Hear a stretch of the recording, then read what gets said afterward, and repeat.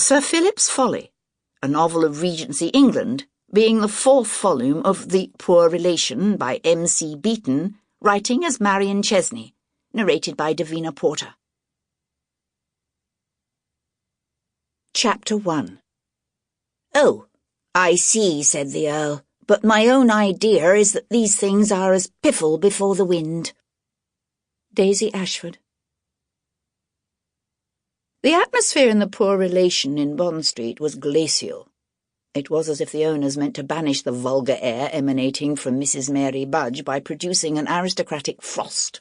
The owners, with the exception of Sir Philip Somerville, who had been instrumental in introducing Mrs. Budge to the hotel. Even the servants found Mrs. Budge gross and vulgar.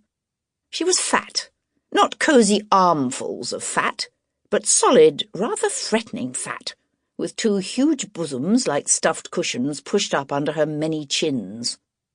Although lodged in the sitting-room of the apartment next door to the hotel, which the owners used as their living quarters, she went on like a guest, demanding meals to be served to her at all hours of the day. The hotel had been founded a few years before by Lady Amelia Fortescue, whose former home it was. Lady Fortescue, tall, white-haired, and still upright and elegant in her 70s. At her right hand was Colonel Sandhurst, an equally handsome 70-ish, with silver hair and childlike blue eyes.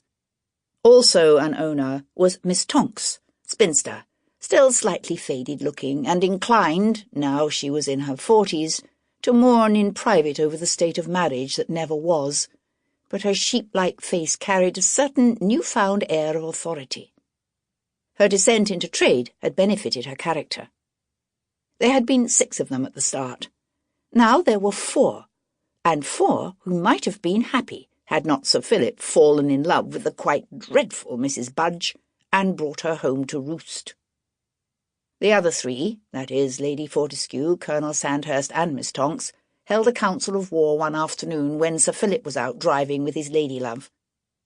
The thing that hurt Miss Tonks most of all was that the elderly Sir Philip, before the advent of Mrs. Budge, had seemed to be becoming affectionate towards her. Added to that, Sir Philip had cleaned himself up for the horrible Mrs. Budge, the way he had not bothered to do for her.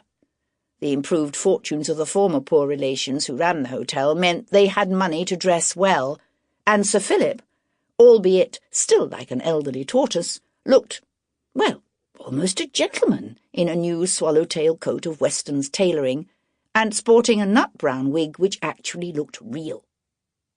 Lady Fortescue was also feeling Sample complete. Ready to continue?